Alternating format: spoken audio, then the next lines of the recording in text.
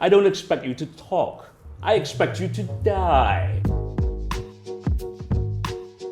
We met years ago, like yonks ago. Do you remember how we met? Yeah, that was roughly a little past 10 years ago. Oh, jeez. It was one of my earliest gigs as a director. It was a music video for this electro-pop artist, personal friend, Rabbit. Yeah, right. Okay, yeah. So it was like kind of like at the forefront of the whole retro 80s synth pop revival. Right. You know, he was a bit ahead of his time there. You know. Yeah, I remember I had to play a dead guy. Yeah. Oh, you were a victim. You know. Well, I was a victim. Yeah, yes. yeah. So, but you had pretty good screen time.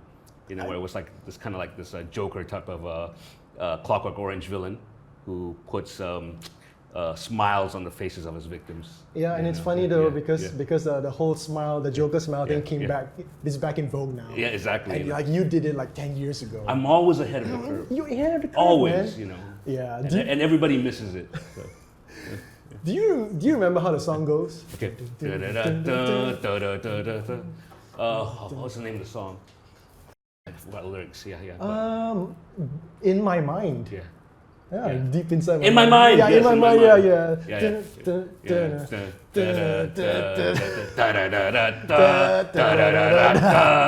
riff. Yeah. Yeah. Okay. That got stuck in my head for so long. Yeah. So you went on to be a director, and one of the earlier things you did was Ghost, ATV's Ghost. Yeah.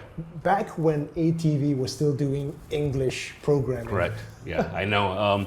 Yeah, we thought that we were at the forefront of something over there. You know, it turned out to be the death kiss for. Oh wow. On the long run, down the line, you know, because right now everybody's just kind of like, in a way, for the most part, culling anything with that's remotely of English content and focusing more on the mass audience's spoken language. So, but at the time, it seemed like, oh, okay, you know, we were pushing the envelope, opening up the market for English content. But you know, it was good while it lasted, and it was nice to be part of that.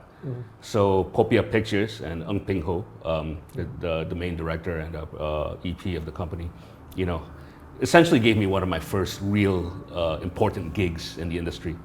And this was like on the heels of me working as an editor for TV commercials for almost 7 years at that point. And I wanted to make my move into directing. Yeah. So he gave me the opportunity, and Ghost, looking back, was essentially where I was given the opportunity to not just hone my skills as a director, but to actually establish some kind of signature, which would eventually come into fruition over the course of the next few years into what you now see as shadow play. Right. We'll get to shadow play in a bit. So, and then you moved on into directing a TV show for View. Right. It's a show called Devoted. Yeah. Okay, so that's 10 years down the line, you know, from Ghost, you know, which was terrestrial TV. Yeah. You know, and now we're at the forefront of OTT, you know, streaming.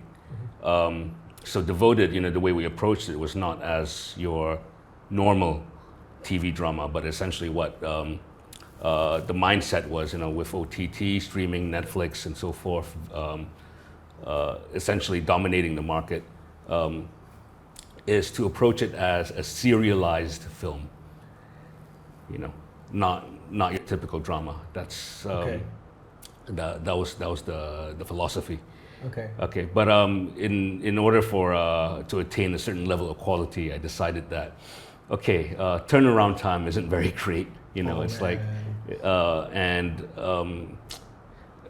everything was overlapping, and I figured, you know, how am I going to direct 10 episodes within such a short turnaround time when post-production and production overlap? Yeah. So I decided, I'm going to take the role of showrunner, which I think would be a more pragmatic standpoint and approach to this. And so I got 3 other directors to direct with me. That's right. Okay, James Lee, Mian Lee, and Jun Go. Okay, all of them great directors. James, having been, you know, he's a journeyman. He's been doing this for quite a while. So pretty much everybody was just like, you know, following his example on set. You know, he was a real pro. And then Jun and Mian, also up and coming, but talented in their own right. So what made it work was the fact that we were all on the same page. And I think the challenge was just kind of like to establish a kind of a consistent baseline for the series, even though we had 4 directors. But I think that's where I came in, to ensure that that baseline was maintained and everybody just, was, yeah, it's cool, we're on the same page here. And I think, it's not a perfect show. There were mistakes made, that's flawed, but for the most part, I think we established or achieved what we set out to do. Okay. Okay. It just needs to find its audience now. Right, Yeah. right. I haven't seen Devoted yet, but Yeah. From what I can see in the promo stills, Yeah. it looks pretty good. Yeah, thanks. Okay. It looks pretty interesting. So Yeah.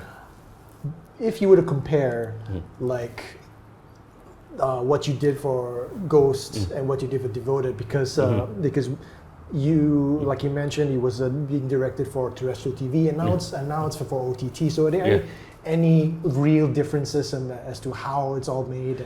And Essentially, no. I mean, it's still, at the end of the day, it's still the same methodology of production and filmmaking or TV making, whatever you want to call it. yeah, I think it's more in terms of who your audience is and how you approach the material for that particular audience. I think with Ghost, it was at that time, and everybody was conscious that we were doing this for an urban Malaysian market. yeah, Whereas with Devoted, it was kind of like, it was different because on one hand, you're trying to expand to a wider market, but at the same time, they're telling you, try to keep it friendly to Malay audiences as well. Right. So it's